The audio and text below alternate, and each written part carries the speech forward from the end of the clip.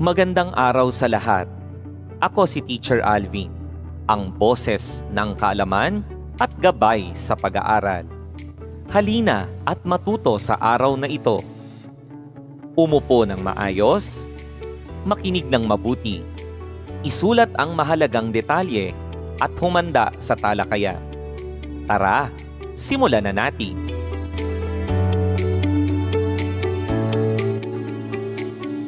Ang panghalip ay bahagi ng pananalita na pamalit o panghalili sa ngalan ng tao, hayop, uok, bagay at pangyayari. Sa madaling salita, ang panghalip ay pamalit o panghalili sa pangngalan. Ang panghalip panao ay ginagamit na pamalit o panghalili sa ngalan ng tao. Paano natin ito gagamitin? Ano-ano ang mga halimbawa nito? Ang panghalip panao ay may tatlong panauhan. Una, ang taong nagsasalita. Ikalawa, ang taong kinakausap.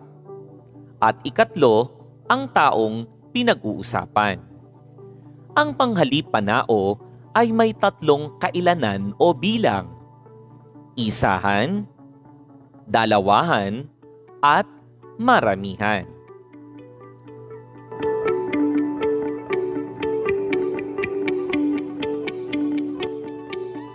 Ako ay nag-aaral sa HHIS. Isinulat ko ang aralin sa kwaderno. Akin ang ballpen na iyan. Ginamit ang mga panghalip panao na ako, ko, at akin. Ito ay tumutukoy sa taong nagsasalita at isahan ang kailanan nito sapagkat isa lamang ang tinutukoy nito.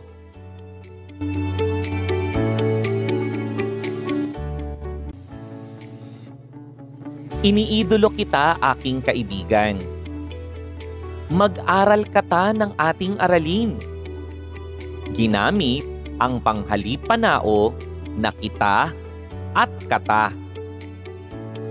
Ito rin ay tumutukoy sa taong nagsasalita.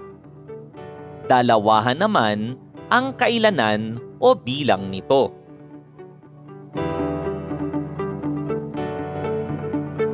Tayo ay mga Marilenyo. Aalis kami patungong Malolos, Bulacan. Sa amin ang bahay na iyan. Ininom namin ang gatas sa baso. Atin ang West Philippine Sea. Pagtulungan nating linisin ang ating silid-aralan. Ginamit ang panghalip panao na tayo, kami, amin, namin, atin, at natin. Ito ay tumutukoy sa taong nagsasalita.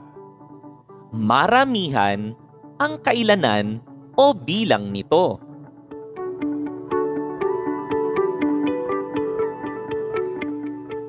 Ikaw ang aking mag-aaral. Umupo ka ng maayos. Dalhin mo ito kay Aling Nena. Sa iyo ang aklat na ito. Ginamit sa mga pangungusap ang panghalip panao na ikaw, ka, mo, at iyo. Ito ay tumutukoy at ginagamit kung ikaw ay may taong kinakausap at isa lang.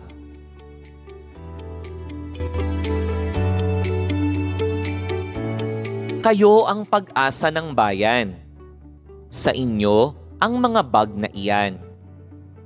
Basahin ninyo ang ating takda. Ang mga panghalip panao na ginamit sa pangungusap ay kayo, inyo, at ninyo. Ito ay ginagamit sa mga taong kinakausap at kung sila ay marami.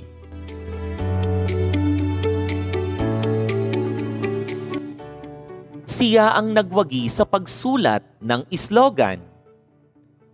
Nilinis niya ng mag-isa ang kaniyang silid. Sa kanya ang mga bulaklak ng sampagita.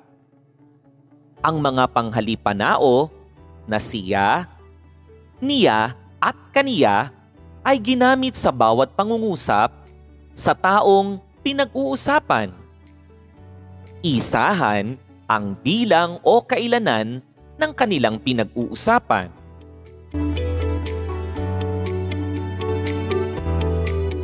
Sila ang aking mga guro sa paaralan. Inihandog nila ang mga libreng gamit sa paaralan. Para sa kanila ang mga damit na ito. Ang sila, nila, at kanila ay mga panghalipanao na ginagamit sa bawat pangungusap. Ito ay nasa 3 panauhan.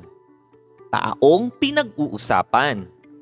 Maramihan ang kailanan o bilang nito.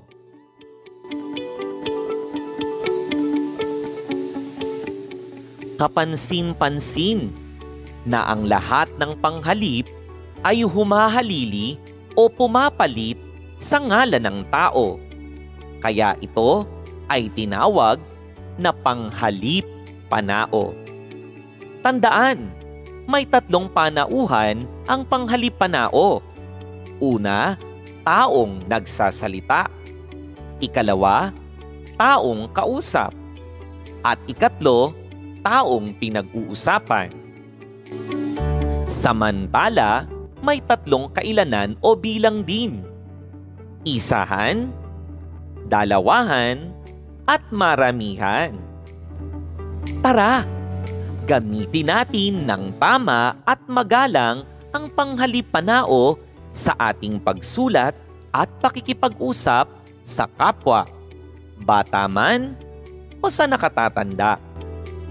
Muli, ako si Teacher Alvin, ang inyong boses ng kaalaman at gabay sa pag-aaral.